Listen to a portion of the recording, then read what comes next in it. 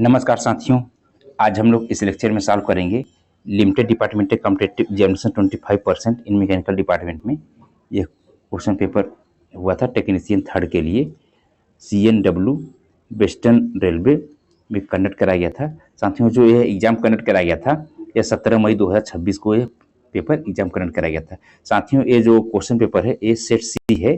Total ये जो है 4 सेट में पेपर हुए थे, यानी कि set A, set B, set C, set D. ठीक है साथियों, जो है इसमें चारों सेट में जो क्वेश्चन थे वो सेम थे, बट इसका जो सीक्वेंस था वो अलग अलग था। इसलिए हम इसमें जो है सेट सी का डिस्कशन कर ले रहे हैं। बाकी सेट ए, सेट बी और सेट डी का जो है क्वेश्चन जो है सेम है, बस उसका सीक्वेंस जो है आगे पीछे है। साथियों, इस क्वेश्चन पेपर में टोटल जो है 110 क्वेश्चन आए हुए थे, जिसमें से कैंडिडेट को जो है 100 क्वेश्चन का जवाब देना था।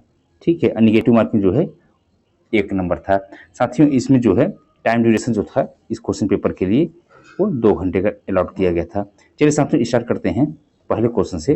जैसा कि पहले क्वेश्चन में यहाँ पे पूछ रहा है, राजभाषा आयोग के प्रथम अध्यक्ष कौन थे? तो राजभाषा आयोग के प्रथम अध्यक्ष साथियों जो थे ये बीजी खेर थे। ऑप्शन इसका जो है यहाँ पे यह बी सही है, बीजी खेर। साथियों, अनुच्छेद 344 1 के तहत भारत के राष्ट्रपति द्वारा 7 जून 1955 को प्रथम राजभाषा आयोग का गठन किया गया था। अध्यक्ष जो थे उसमें बीजी खेर थे, और जिन्होंने 1956 में अपनी जो है ये रिपोर्ट राष्ट्रपति को प्रस्तुत की थी। ठीक है, क्वेश्चन संख्या दूसरे पूछ रहा है, वाटर बॉयल एट, पानी किस तापमान पे उबलता है? तो साथियों, जो पानी है, वाटर है, ये 100 डिग्री सेंटीग्रेड पे ये उबलता है, यानी कि 100 डिग्री सेंटीग्रेड पे क्या होता है, बॉयल होने लगता है। ठीक है, क्वेश्चन संख्या यहाँ पे तीसरे पूछ रहा है,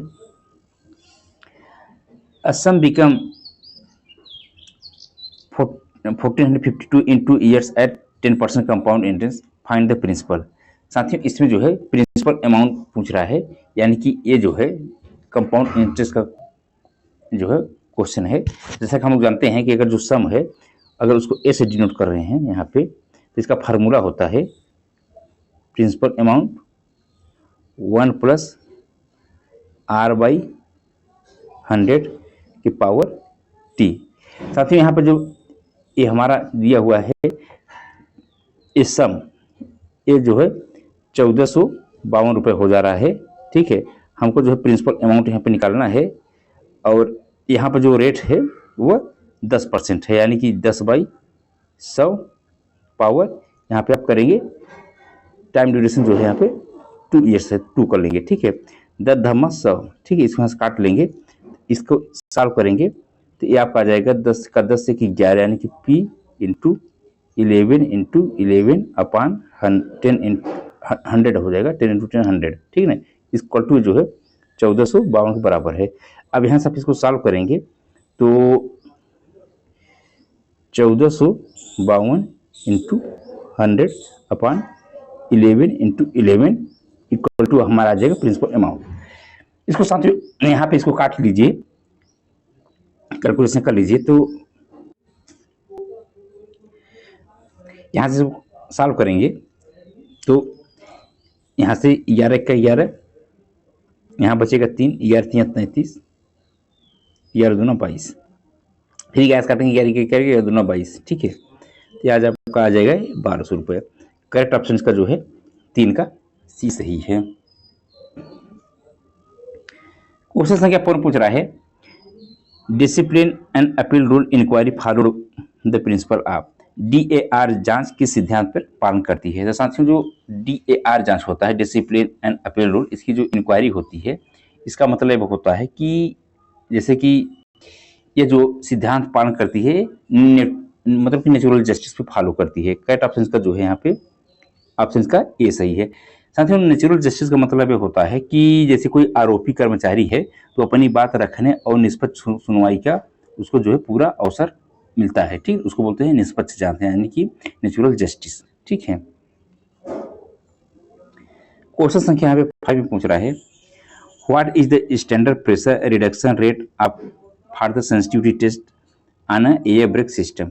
साथियों, सेंसिटिविटी और इनसेंसिटिविटी टेस्ट जो करते हैं, डिस्ट्रीब्यूटर बार हमारा जो है सही ढंग से कार्य कर रहा है कि नहीं कार्य कर रहा है, उसके लिए जो है सेंसिटिविटी और इनसेंसिटिविटी टेस्ट करते हैं। सेंसिटिविटी टेस्ट में क्या होता है कि बीपी का प्रेशर जो है 0.6 kg/cm², की रेट से ड्रॉप होता है और 6 सेकंड के अंदर उसमें जो ब्रेक अप्लाई हो जाना चाहिए। साथ ही इनसेंसिटिविटी में क्या होता है कि 0.3 kg पर सेंटीमीटर स्क्वायर का प्रेशर ड्रॉप होता है बीपी का, और 60 सेकंड तक देखते हैं कि प्रेशर 60 सेकंड तक देखते हैं कि ब्रेक नहीं लगाना चाहिए। अगर 60 सेकंड के अंदर कहीं ब्रेक लग जा रही है तो इसका मतलब जो कि हमारा बीपी की मेन पाइपलाइन है वो कहीं ना कहीं से लीकेज है, ठीक है ना, जो लीकेज रेट है वो ज़्यादा है, जिसकी वजह से जो है कोच में ब्रेक अप्लाई हो जा रही है। ये जो होता है सेंसिटिविटी और इनसेंसिटिविटी टेस्ट, ये जो है देखा जाता है कि डिस्ट्रीब्यूटर वाल्व हमारा जो है प्रॉपर ढंग से कार्य कर रहा है कि नहीं कार्य कर रहा है, ठीक है। तो सेंसिटिविटी टेस्ट में जो प्रेशर ड्रॉप करते हैं वो जो है 0.6 kg पर सेंटीमीटर स्क्वायर का प्रेशर ड्रॉप करते हैं, और ये देखते हैं कि 6 सेकंड तक उसमें 6 सेकंड के अंदर अंदर उसमें जो है ब्रेक अप्लाई हो जानी चाहिए। क्वेश्चन संख्या 6 में पूछ रहा है non stock item are generally purchase. Non stock item जो है वो सामान्यतः कैसे खरीदे जाते हैं, ठीक है। तो साथ ही जो नॉन स्टॉक आइटम होते हैं इसको जब जरूरत पड़ती है, ठीक है ना, विशेष आवश्यकता के अनुसार ही इसको जो है खरीदा जाता है एज पर स्पेसिफिक रिक्वायरमेंट, ठीक है। जैसे कि जो नॉन स्टॉक आइटम है जब इसकी जरूरत पड़ेगी, ठीक है, तभी इसको खरीदा जाता है, इसको जो है एडवांस में खरीद के नहीं रखा जाता है, ठीक है। करेक्ट ऑप्शन इसका जो है यहाँ पे 6 का ए सही है। क्वेश्चन संख्या यहाँ पे 7 पूछ रहा है the major oil field of south west Asia are located in. दक्षिण पश्चिम एशिया के प्रमुख तेल क्षेत्र स्थित हैं। तो साथियों जो दक्षिण पश्चिम एशिया के प्रमुख तेल क्षेत्र हैं ये जो है फारस की खाड़ी के तटीय क्षेत्र में स्थित है, यानी कि coastal region of the Persian gulf, ठीक है। करेक्ट ऑप्शन इसका जो है यहाँ पे ऑप्शन ए सही है। दक्षिण पश्चिम एशिया जो है ये दुनिया के सबसे बड़े जो है कच्चे तेल के मतलब यहाँ पे सबसे ज्यादा कच्चे तेल के भंडार हैं। इसके जैसे किसके अंतर्गत आते हैं, सऊदी अरब हो गया, ईरान इराक हो गया, कुवैत हो गया, यूएई हो गया, ये सब जो है इसके अंतर्गत आते हैं। नेक्स्ट क्वेश्चन साथियों यहाँ पे जो है प्रीपोजिशन है, ये क्वेश्चन जो है इंग्लिश का है, ठीक है, क्योंकि इंग्लिश के भी क्वेश्चन जो है एलडीसी एग्जाम में पूछे जाते हैं, अतः आप लोग जो है इंग्लिश के जो सिंपल प्रीपोजिशन हो गया, एडजेक्टिव, एडवर्ब, आर्टिकल, ठीक है ना, narration, active voice, passive voice, spelling error, ये सब जो है ढंग से इसको जो है पढ़ लीजिएगा। इस क्वेश्चन पूछ रहा है I have been living here 5 year, ठीक है। साथियों यहाँ पर जो 5 ईयर है ये निश्चित समय नहीं है, ठीक है। अगर निश्चित समय नहीं है तो इसके लिए जो प्रीपोजिशन यूज किया जाता है उसके लिए जो है फार यूज किया जाता है, ठीक है। अगर निश्चित होता तो उसके लिए सिंस, जैसे कि 2002, ठीक ना, मंडे, ठीक ना, तो इसके पहले लगेगा सिंस मंडे या सिंस 2002, ठीक है। बट जो अनिश्चित समय है उसके लिए जो है फार लगता है, ठीक है। क्वेश्चन संख्या पे जो है 9 में पूछ रहा है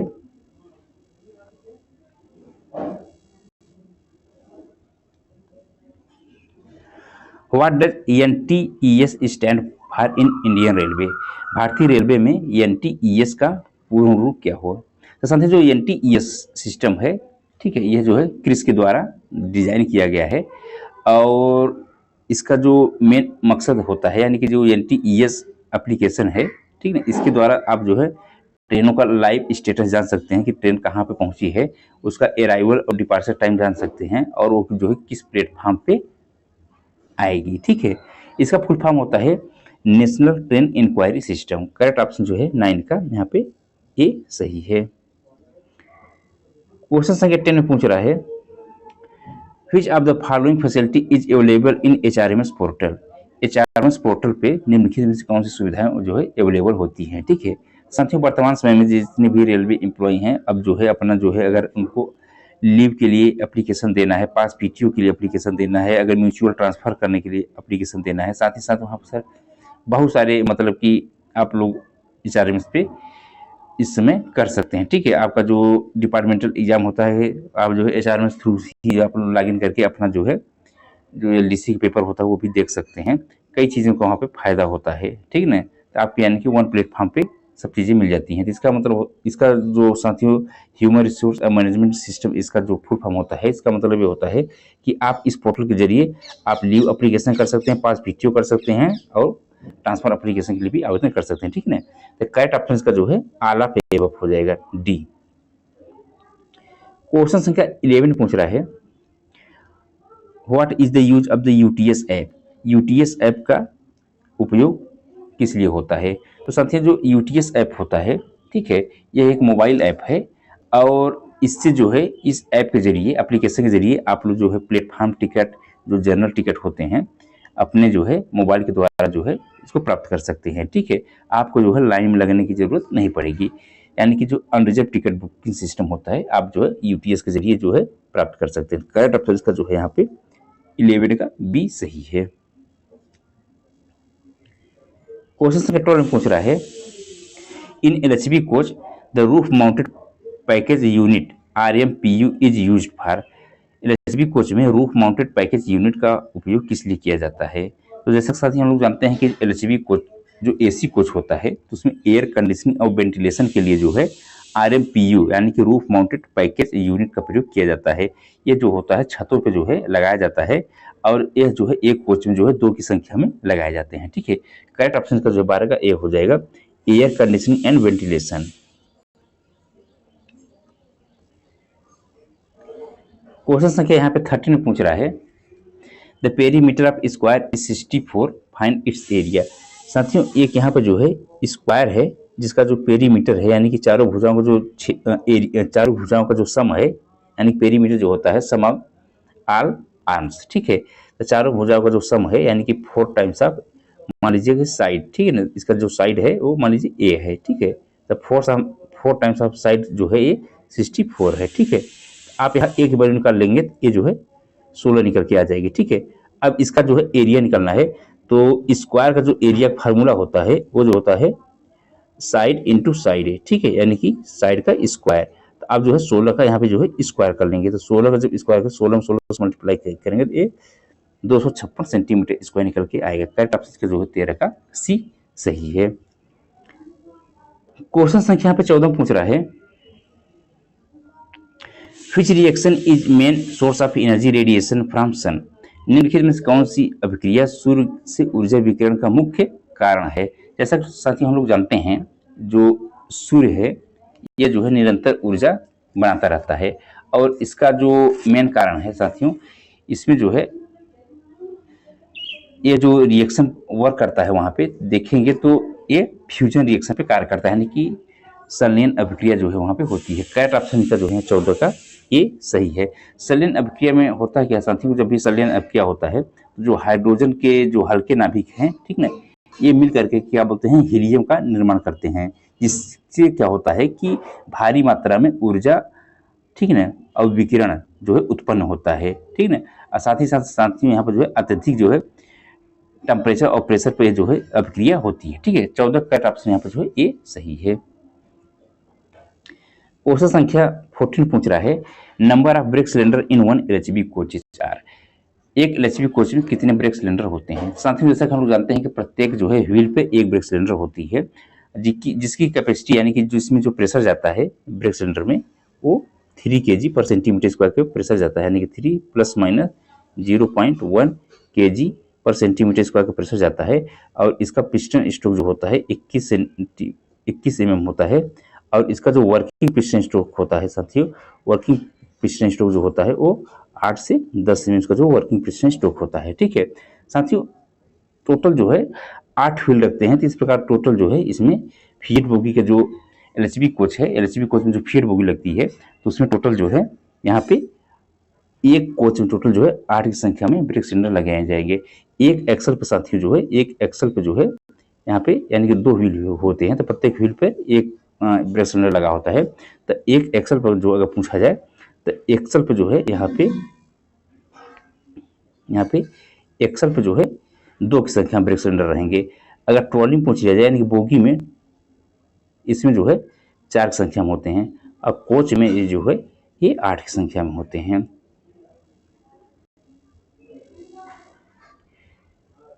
क्वेश्चन संख्या 16 पूछ रहा है, difference between simple interest and compound interest on 2000 for 2 years at 10% each.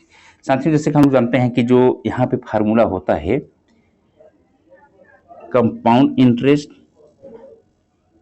और सिंपल इंटरेस्ट। ठीक है, तो कंपाउंड इंटरेस्ट का जो फार्मूला होता है प्रिंसिपल अमाउंट 1 प्लस रेट ठीक है बाई 100 की पावर टाइम। ठीक है, यानी कितने वर्ष माइनस प्रिंसिपल अमाउंट। ठीक है, ये जब माइनस कर देंगे प्रिंसिपल अमाउंट ये टोटल सम हो गया ये ठीक है, उससे माइनस कर देंगे प्रिंसिपल अमाउंट तब हमारा जो कंपाउंड इंटरेस्ट निकल के आ जाएगा।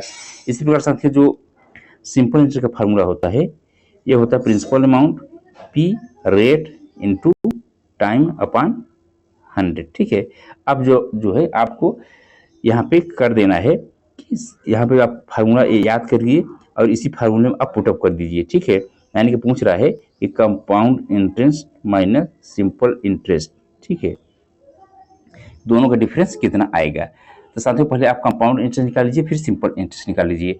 आप जो है सीधा उस फार्मूले में रखिएगा। तो जैसा कि कंपाउंड इंटरेस्ट का जो हमने फार्मूला लिखा था, तो इसमें जो प्रिंसिपल अमाउंट है ये 2000 रुपये है, 1 प्लस रेट हमारा 10% है, तो 10/100 करेंगे तो इसकी वैल्यू आ जाएगी 1/10। ठीक है, पावर यहाँ पे 2 माइनस 2000। ठीक है, ये हमारा आ जाएगा simple interest, sorry compound interest minus principal. फिर यहाँ पे करेंगे 2000 PR10 है, टाइम ड्यूरेशन 2 ईयर है, इंटू 100। ठीक है, अब इसको साथ में सॉल्व कर लेंगे तो आपका ये जो निकल करके आ जाएगा, ये जो है 20 रुपये निकल के आ जाएगा। ठीक है, यानी कि डिफरेंस जो है यहाँ पे 20 रुपये निकल के आ जाएगा। 16 का जो है करेक्ट ऑप्शन यहाँ पे जो है बी सही है।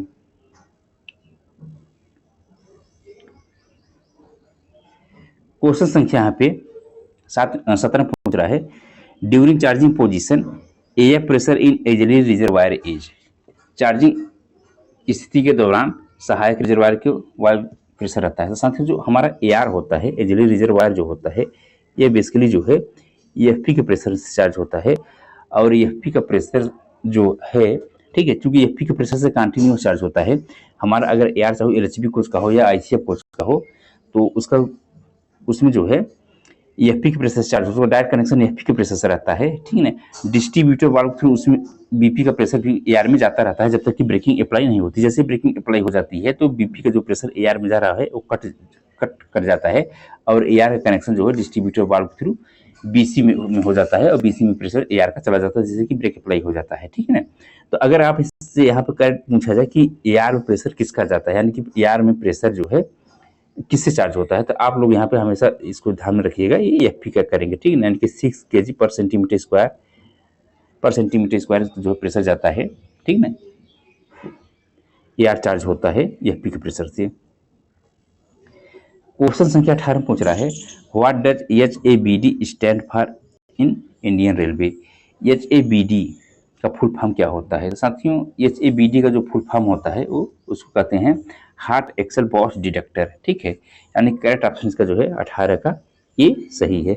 साथियों हार्ट एक्सल बॉक्स डिटेक्टर क्या होता है कि यह एक प्रकार की जो है डिवाइस होती है जो रेलवे ट्रैक के किनारे पे लगाए जाते हैं। ठीक है, और साथियों ये जो डिवाइस होती है यह एक स्वचालित जो है सेफ्टी उपकरण है। ठीक है, यानी कि ये जो सेफ्टी प्रोवाइड करता है, कैसे किस प्रकार सेफ्टी प्रोवाइड करता है कि जैसे कि मान लीजिए कोई चलती हुई ट्रेन है तो उसका जो एक्सल बॉक्स है, ठीक है, और बियरिंग की जो अगर टेम्परेचर जो है एक जो लिमिट है अगर उस लिमिट से अधिक हो जाता है, ठीक है, तो तुरंत क्या करता है ऑटोमेटिकली ये जो है कंट्रोल रूम को, यानी कंट्रोल क्या करता है सूचना अलर्ट भेज देता है, जिससे पता चल जाती है कि पर्टिकुलर जो है रैक के पर्टिकुलर कोच के पर्टिकुलर एक्सल में, ठीक है, पर्टिकुलर व्हील में ये प्रॉब्लम है। ठीक है, यानी कि हॉट एक्सल है या उसका बियरिंग के टेम्परेचर जो है एक जो निश्चित मानक है उससे अधिक है। ठीक है ना, इसका मतलब ये होता है कि दुर्घटना होने से क्या करता है बचाता है। ठीक है, ताकि कोई भी दुर्घटनाएं न हो। ठीक है, इसलिए इस प्रकार के डिवाइस लगाया जाता है रेलवे ट्रैक के किनारे पे। ठीक है, इसका फुल फॉर्म होता है hot axle box detector. Next है साथियों यहाँ पे क्वेश्चन संख्या 19 में यहाँ पे पूछ रहा है,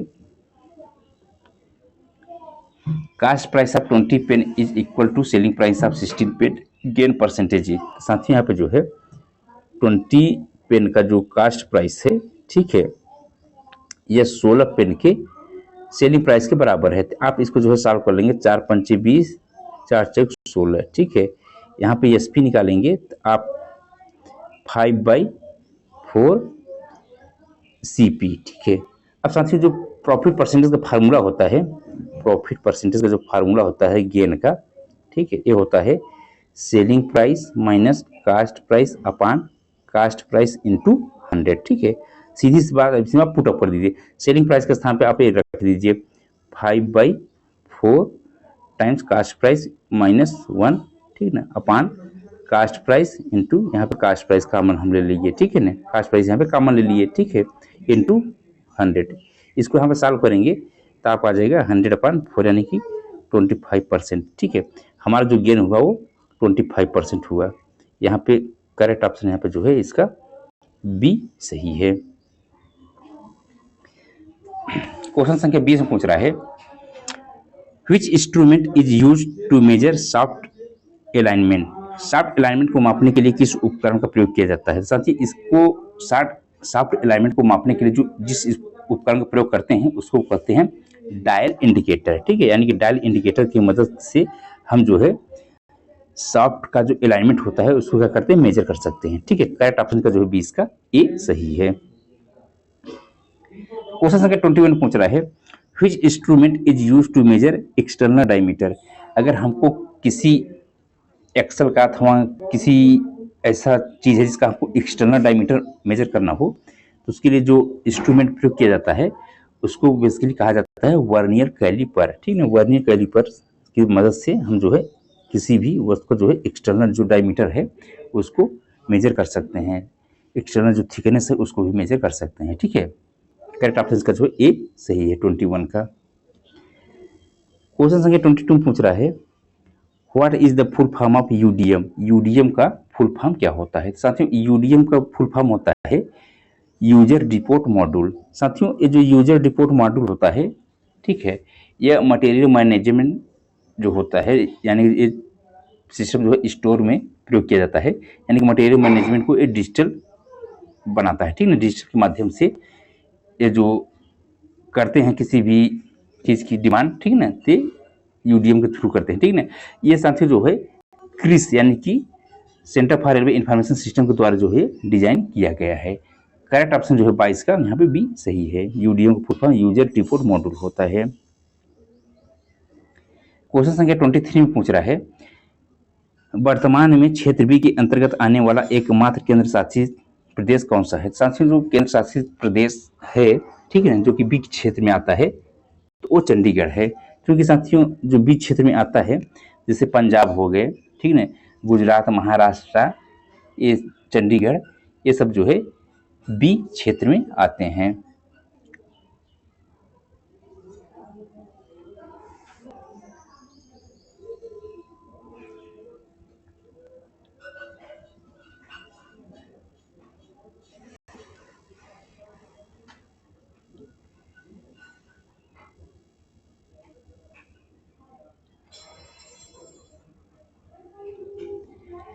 क्वेश्चन नंबर 24 में पूछ रहा है a rectangular field is 25 metre long and 80 metre wide find area. साथ ही यहाँ पे आयत का क्षेत्रफल पूछ रहा है जिसमें कि इसका जो लंबाई है ये 25 मीटर है और चौड़ाई जो है 18 मीटर है। ठीक है, तो आयत का जो क्षेत्रफल होता है वो लंबाई गुणी चौड़ाई होती है। ठीक है, तो यहाँ पर लंबाई जो है 25 मीटर रख दीजिए और चौड़ाई 18 मीटर। इसको सॉल्व कर लेंगे तो ये आपका आ जाएगा 450 मीटर स्क्वायर, इसका जो एरिया निकल के आ जाएगा। क्वेश्चन संख्या 25 में पूछ रहा है CMM in railways is associated with. साथियों यहाँ पे सीएमएम का फुल फॉर्म पूछ रहा है तो इसका सीएमएम का फुल फॉर्म होता है कोच मेंटेनेंस मैनेजमेंट। ठीक है, करेक्ट ऑप्शन इसका जो है 25 का ए सही है। क्वेश्चन संख्या 26 में पूछ रहा है यहाँ पे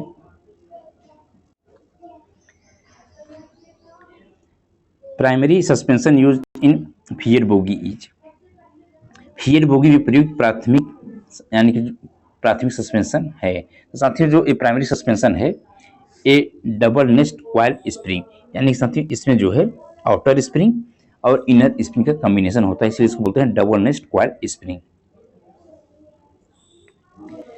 क्वेश्चन संख्या 27 पूछ रहा है what does WILD stand for. WILD का फुल फॉर्म क्या होता है पूछ रहा है। साथियों इसका फुल फॉर्म होता है व्हील इम्पैक्ट लोड डिटेक्टर। साथियों यह भी एक जो है सेफ्टी डिवाइस है, ये भी जो है रेलवे जो ट्रैक होते हैं उसके किनारे पे लगाए जाते हैं और इसका जो मेन काम होता है जैसे चलती हुई ट्रेन में जैसे कि जो असामान्य आघात होता है, जैसे कि व्हील इम्पैक्ट होता है, जैसे कि अगर मान लीजिए कि फ्लैट प्लेसेस हो गया तो उसमें क्या होगा कि जब ट्रेन चलेगी तो जैसे हैमरिंग साउंड आती है, ठीक, उस तरीके से साउंड आएंगी। साथियों जो व्हील में टायर डिफेक्ट हो जाता है, यानी कि व्हील का जो टायर डिफेक्ट है फ्लैट टाइप का, यानी फ्लैट टायर डिफेक्ट जो होता है तो इससे जो है हैमरिंग नॉइज आती है और इससे जो बियरिंग है वो डैमेज होने के चांसेस बढ़ जाते हैं, ठीक ना। इसीलिए जो होता है ये व्हील इम्पैक्ट लोड डिटेक्टर जो होता है ये डिटेक्ट कर लेता है कि पर्टिकुलर कोच के पर्टिकुलर ट्राली में, पर्टिकुलर जो है एक्सल के पर्टिकुलर व्हील में ये जो है फ्लैट टायर है, ठीक ना। इसीलिए जो है इसको लगाया जाता है ताकि जो बियरिंग को डैमेज होने से बचाया जा सके, ठीक है ना। अगर जो है साथियों अगर फ्लैट फ्लेसेस अगर जो है 50 mm से ज़्यादा है कोच में तो उसको क्या करेंगे, फिर कोच को सर्विस से बाहर कर देते हैं। क्वेश्चन संख्या 28 पूछ रहा है राजभाषा विभाग भारत के किस मंत्रालय के अंतर्गत आता है। साथियों भारत सरकार के ये जो राजभाषा विभाग है ये गृह मंत्रालय के अंतर्गत आता है और साथियों इसका जो स्थापना हुआ था जून 1975 में एक स्वतंत्र विभाग के रूप में भी की गई थी, ठीक ना। ये गृह मंत्रालय के अंतर्गत आता है। करेक्ट ऑप्शन इसका जो है सी सही है। क्वेश्चन नंबर 29 पूछ रहा है कि राजभाषा अधिनियम किस वर्ष पारित किया गया था। साथियों जो राजभाषा अधिनियम है यह जो है 1963 में पारित किया गया था और इसका जो संशोधन था वो 1967 में किया गया था, यानी कि इसमें अमेंडमेंट जो है 1967 में किया गया था। क्वेश्चन संख्या यहाँ पे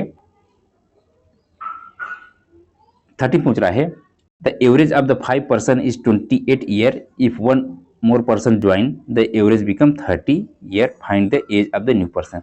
साथियों जो 5 लोगों का एवरेज एज है वो 28 ईयर है, ठीक ना। तो टोटल एज आप निकाल लीजिए 5, ठीक है ना। तो टोटल एज आप निकालेंगे 5 लोगों का तो 28 गुणित 5, ठीक है, ये है हमारा टोटल एज और ये हो जाएगा 140 ईयर। साथियों इसमें 1% ऐड हो जा रहा है तो टोटल जो है 6% बन जा रहे हैं। अब 6 लोग बन जा रहे हैं तो उनका जो एवरेज हुआ वो जो है 30 वर्ष हो जा रहा है बढ़ करके, ठीक ना। तो इसमें आप टोटल एज निकाल लेंगे ये आ जाएगा आपका 180 ईयर, ठीक है। अब साथियों इसमें से क्या करेंगे कि जो 6 लोगों का टोटल एज है उसमें से 5 लोगों का टोटल एज घटा दीजिए, तो यानी कि आप जो है 180 में से जो है 140 को माइनस कर देंगे तो ये आपका आ जाएगा 40 ईयर। यानी साथियों जो लास्ट में 1% ऐड हुआ है उसका जो एज है वो 40 वर्ष है, ठीक है। करेक्ट ऑप्शन यहाँ पे इसका जो है सी सही है। क्वेश्चन संख्या 31 पूछ रहा है which is the main photosynthesis organ of plant. पौधों का मुख्य प्रकाश संश्लेषी अंग कौन सा होता है। तो साथियों जैसा कि हम लोग जानते हैं जो पौधे होते हैं ये अपना भोजन जो है सूर्य की उपस्थिति में यहाँ पे बनाते हैं फोटोसिंथेसिस के द्वारा, ठीक है। तो इनकी जो पत्तियाँ होती हैं, ठीक है ना, तो पत्तियों में साथियों जो होता है क्लोरोप्लास्ट पाया जाता है और यह क्लोरोप्लास्ट जो होता है जिसमें कि क्या होता है क्लोरोफिल होता है और क्लोरोफिल जो होता है प्रकाश के जो सूर्य के जो प्रकाश होते हैं, ठीक ना, तो उसको जो कार्बन डाइऑक्साइड और ये पानी में क्या करते हैं बदल देते हैं, ठीक ना, जिससे कि उसमें क्या होता है ग्लूकोज का निर्माण होता है। तो इस तरीके से पौधे जो है अपना भोजन बनाते हैं। तो यानी कि मेन उनका जो अंग है फोटोसिंथेसिस के लिए प्लांट का वह होता है पत्ती यानी कि लीफ, ठीक है। इसीलिए साथियों कभी कभी आप लोग देखे होंगे कि अगर जिस पेड़ की पूरी पत्तियां सूख जाती हैं, ठीक है ना, तो वो पेड़ फिर सूख जाता है, ठीक है।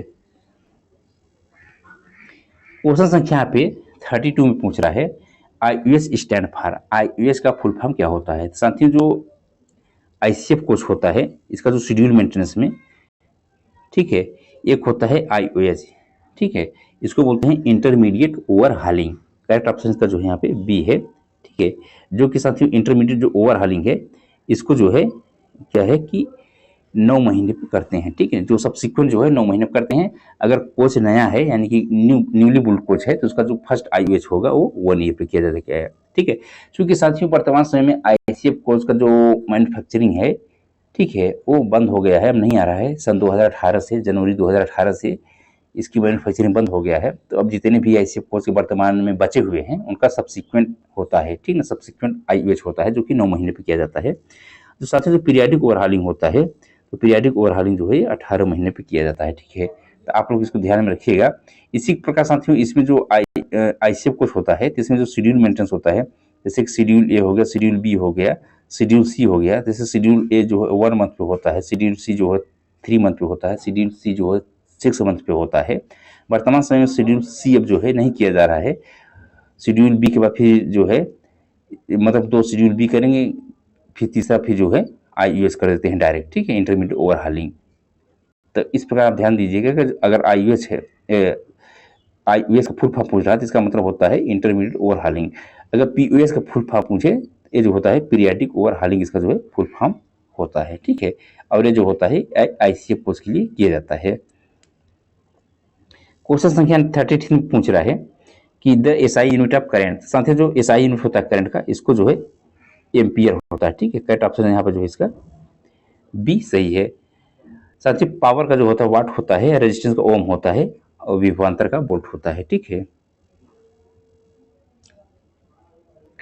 क्वेश्चन संख्या यहाँ पे 30 जो है 4 पूछ रहा है LHB coach mainly use which type of braking system.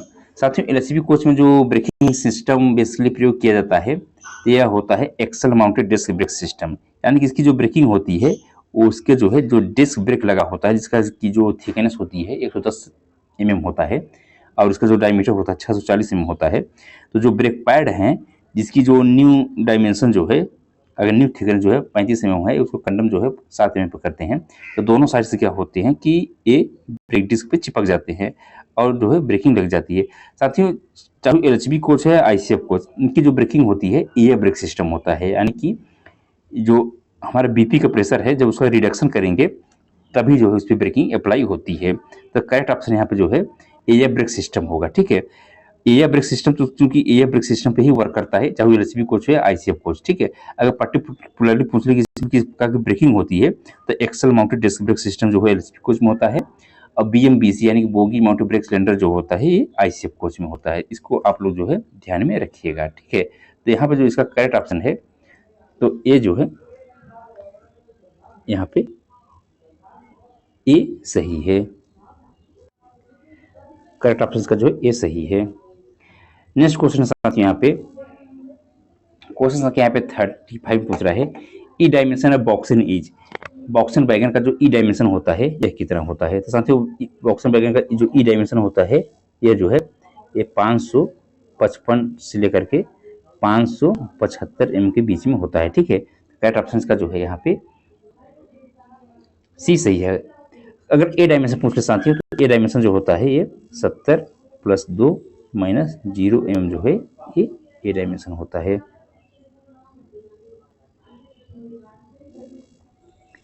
Question संख्या यहाँ पे 36 पूछ रहा है suspension under DAR means.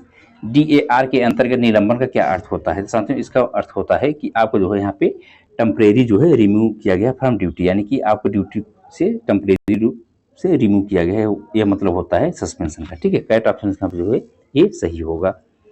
Question संख्या यहाँ पर 36 में पूछ रहा है who are the included in the parliament in India, ठीक है ना। तो यहाँ पे भारत की संसद में शामिल हैं। तो साथियों जो भारत संसद में शामिल होते हैं, जो भारत संसद है बेसिकली ये जो मिलकर बना हुआ है, ठीक ना, लोकसभा, राज्यसभा और राष्ट्रपति से मिलकर के भारत का संसद का निर्माण होता है। अकॉर्डिंग टू आर्टिकल जो साथियों जो आर्टिकल नंबर है 79, ठीक है। तो इसके अंतर्गत जो पार्लियामेंट जो है parliament of the union consist president, Lok Sabha और राज्यसभा, ठीक ना। और साथ ही जो प्रेसिडेंट होते हैं ये किसी भी मेंबर यानी जो है किसी भी मतलब हाउस के मेंबर नहीं होते, चाहे वो लोकसभा हो या राज्यसभा, ठीक है।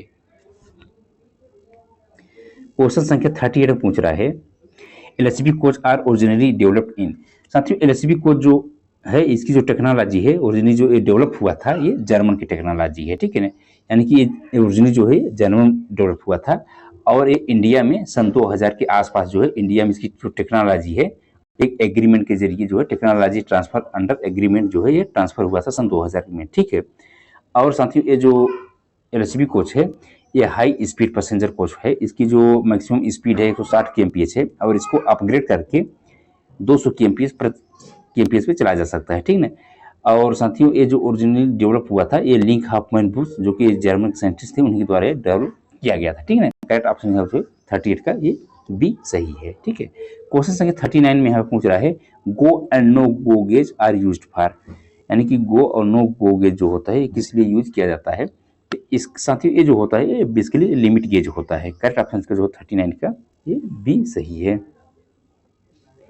क्वेश्चन संख्या 40 पूछ रहा है riding index of LHB coaches. साथियों जो एलएचबी कोच का राइडिंग इंडेक्स होता है यह जो है 2.5 से लेकर के 2.75 के बीच में होता है, यानी कि 2.5 से लेकर के 2.75 तक इसका राइडिंग इंडेक्स होता है। साथियों कोई भी रेलवे कोच में अगर राइडिंग इंडेक्स का न्यूमेरिकल वैल्यू जितना कम रहेगा उसकी उतनी ज़्यादा अच्छा राइडिंग इंडेक्स माना जाता है। ठीक है, जैसे आईसीएफ कोच है तो इसकी जो राइडिंग इंडेक्स है ये जो है 3.5 है। ठीक है, 3.5 से लेकर 3.8 तक होती है। ठीक है, तो इसकी राइडिंग इंडेक्स जो है एलएचबी कोच से कंपेयर में पुअर है। ठीक है, क्योंकि इसकी न्यूमेरिकल वैल्यू यहाँ पे ज़्यादा है। ठीक है, तो इसकी जो है करेक्ट ऑप्शन यहाँ पे आप लोग 40 का ए प्रीफर करेंगे। ठीक है, यानी कि 2.5 से लेकर 2.75 एलएचबी कोच की राइडिंग इंडेक्स होता है। साथ ही जो राइडिंग इंडेक्स होता है बेसिकली ये जो पैसेंजर होते हैं तो उनको कितना कंफर्टेबल महसूस होता है, यानी जब यात्रा करते हैं, यात्रा करने के दौरान जो है उनको जो कोचेज में यात्रा जब ट्रेन चलती है हाई स्पीड पे उसमें जो वाइब्रेशन होता है, एक्सीलरेशन होता है, ठीक ना, तो उसके जो झटके होते हैं यात्रियों को बहुत कम महसूस होते हैं। ठीक ना, यानी कि जितने कम महसूस होंगे उतना ज़्यादा बेटर अच्छा राइडिंग इंडेक्स है। ठीक है, क्वेश्चन संख्या 41 यहाँ पे पूछ रहा है Darjeeling fall under which railway zone. Darjeeling जो है किस रेलवे जोन के अंतर्गत आता है। तो साथ ही जो दार्जिलिंग होता है Darjeeling Himalaya railway and Darjeeling region ये जो होता है ये एनएफआर के अंतर्गत आता है, यानी कि नॉर्थ ईस्ट फ्रंटियर रेलवे के अंतर्गत ये जो आता है। 41 का करेक्ट ऑप्शन यहाँ पर जो है ये सी सही है। क्वेश्चन संख्या 42 यहाँ पे पूछ रहा है what is the purpose of propping in 140 ton crane. 140 ton crane में प्रोपिंग का क्या उद्देश्य है। साथ ही जो प्रोपिंग होता है, ठीक है, तो प्रोपिंग जो होता है ये बेसिकली क्या करता है to provide stability during lifting, यानी कि कोई भी सामान उठाते हैं जब 140 टन क्रेन से तो उसके दौरान जो उसके जब उठा लेते हैं, ठीक है, तो उसमें जो स्टेबिलिटी प्रदान करता है, यानी कि उठाने के दौरान स्थिरता प्रदान करने के लिए जो फिनोमेना होता है, ठीक है, उसको बोलते हैं प्रोपिंग। करेक्ट ऑप्शन का जो 42 का यहाँ पे ये सही है। क्वेश्चन संख्या यहाँ पे 43 में पूछ रहा है the ratio of the age of A and B is 4:5। ठीक है, यानी कि ए और बी का जहाँ पे जो है एज का जो रेशियो है यह जो है 4:5 है। ठीक है, आफ्टर 8 ईयर रेशियो बिकम 6:7। ठीक है, तो साथियों 1 साल के बाद इनका जो एज रेशियो है वो जो है मतलब सॉरी या 8 वर्ष के बाद इनका जो एज का रेशियो है यह जो है यहाँ पे हो जा रहा है कितना 6:7, यानी कि आप अगर ए में 8 ऐड कर देंगे, बी में 8 ऐड कर देंगे, ठीक है ना, इनमें जो है एज 8 वर्ष ऐड कर देंगे तो इसका रेशियो जो है यहाँ पे आपका आ जाएगा जो है 6/7। ठीक है, तो पूछ रहा है कि find the present age of A, यानी कि ए की वर्तमान एज कितनी है। ठीक है, साथ ही इसको सॉल्व करने के लिए आपको कई मेथड हैं, आप किसी भी मेथड से सॉल्व कर सकते हैं। लॉन्ग मेथड भी है, शॉर्ट मेथड भी है। ठीक है, तो यहाँ पे आप लोग सबसे मैं आपको शॉर्ट ट्रिक बता रहा हूँ, ठीक है ना, इसका दोनों तरह से सॉल्व कर सकते हैं। ठीक है, तो जैसे कि आपने यहाँ पे जो है इसको सॉल्व कर लिए हैं तो यहाँ पे जो है आप क्रॉस मल्टीप्लिकेशन कर दीजिए। ठीक है, यानी कि 8 + a × 7 = 6 × 8 + b। ठीक है, एक इक्वेशन यहाँ से बन जाएगा, एक इक्वेशन यहाँ से बन जाएगा a/b = 4/5, यानी कि 5a = 4b। ठीक है, 2 इक्वेशन बनेंगे, 2 अननोन रहेंगे, a और b का आप वैल्यू निकाल सकते हैं। इसका शॉर्टकट फार्मूला साथियों ये है कि ये देखिए कि a और b का जो प्रेजेंट रेशियो है ये आपका जो है 4:5 है। ठीक है ना, 8 वर्ष बाद इनका जो रेशियो है वो 6:7 हो जा रहा है। ठीक है, तो यहाँ पे देखिए कि डिनोमिनेटर में और न्यूमरेटर में कितने का अंतर हुआ, यानी कि जो है 4 से 6 हो गया, 5 से 7 हो गया, यानी कि 2 वर्ष, यानी कि इसमें जो चेंज हुआ 2 का हुआ और 2 जो चेंज है एक इसके करस्पॉन्डिंग है 8 ईयर, यानी कि आप जो है 8 वर्ष में ये 2 रेशियो बढ़ जा रहा है। एक रेशियो यहाँ पर जो है वैल्यू 4 के बराबर हो जाएगा। ठीक है, अब पूछ रहा है कि यहाँ पे जो है 4 के बराबर हो गया। अब यहाँ पूछ रहा है कि ए की वर्तमान आयु कितनी है। ठीक है, present age. Present age A की जो है यहाँ रेशियो कितना है 4 है, ठीक ना। और ए की रेशियो वैल्यू कितनी है 4 है। आप यहाँ से क्या करेंगे 4 से क्या करेंगे मल्टीप्लाइड कर देंगे, तो 4 चौक इसकी वैल्यू हो जाएगी 16, ठीक है। ए की जो करंट एज है वो जो है 16 है, ठीक है। करेक्ट ऑप्शन यहाँ पे जो है 43 का बी है, ठीक है। इसको आप लॉन्ग कट और शॉर्ट कट दोनों से कर सकते हैं, और जैसा वो आप पे डिपेंड करे, ठीक है। नेक्स्ट क्वेश्चन साथियों यहाँ पे जो है इंग्लिश का है, और इंग्लिश में पूछ रहा है चूज द करेक्ट प्रीपोजिशन। आपको करेक्ट प्रीपोजिशन जो है चूज करना है। He is the found of music, ठीक है। फाउंड के बाद साथियों हमेशा जो है ये ऑफ लगता है, इतना ध्यान में रखिएगा। फाउंड ऑफ म्यूजिक, ठीक है ना, वो जो है म्यूजिक का शौकीन आदमी है। क्वेश्चन नंबर 45 पूछ रहा है संविधान के किस भाग में राजभाषा का उल्लेख है। साथियों जो संविधान का पार्ट 17 है, ठीक है, जिसमें कि आर्टिकल जो है यहाँ पे जो आर्टिकल है ये 213 यहाँ पे जो है ये आर्टिकल जो है 343 से लेकर के 351 तक जो है ये मेंशन है, ठीक है। करेक्ट ऑप्शन यहाँ पे जो है ऑप्शन बी सही है। क्वेश्चन संख्या यहाँ पे 46 पूछ रहा है आइडेंटिफाई नाउन। नाउन को आपको आइडेंटिफाई करना है। तो साथियों जैसे कि नाउन को हम लोग जो डिफिनेशन जानते हैं, जो हम लोग पढ़े हैं अपने स्कूलिंग लेवल पे, noun is the name of person place or thing. किसी व्यक्ति का नाम, प्लेस अथवा स्थान, ठीक है ना, अथवा कोई वस्तु को क्या बोलते हैं नाउन बोलते हैं। तो यहाँ पे देखेंगे तो जो टेबल है, ठीक है, ये हमारा नाउन है, ठीक है। बाकी साथियों ये जो वर्ब रन है ये वर्ब है, ठीक है। ब्यूटीफुल जो है एडजेक्टिव है, और क्विकली ये जो है एडवर्ब है, ठीक है। क्वेश्चन संख्या 47 में पूछ रहा है choose the correct synonym of abandon, यानी कि आपको पर्यायवाची शब्द यहाँ पे सिनोनिम चुनना है, सिनोनिम, ठीक है। तो सिनोनिम का मतलब होता है पर्यायवाची शब्द। तो एबंडन, एबंडन का मतलब क्या होता है, तो इसका मतलब होता है त्यागना, लीव, ठीक है। करेक्ट ऑप्शन यहाँ पर जो है इसका ए सही है, लीव। क्वेश्चन संख्या 48 पूछ रहा है यहाँ पे IREPS हेल्प रेलवे इन।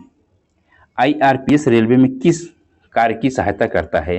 तो साथियों IREPS जो होता है बेसिकली इसका जो फुल फॉर्म होता है Indian railway electronic procurement system.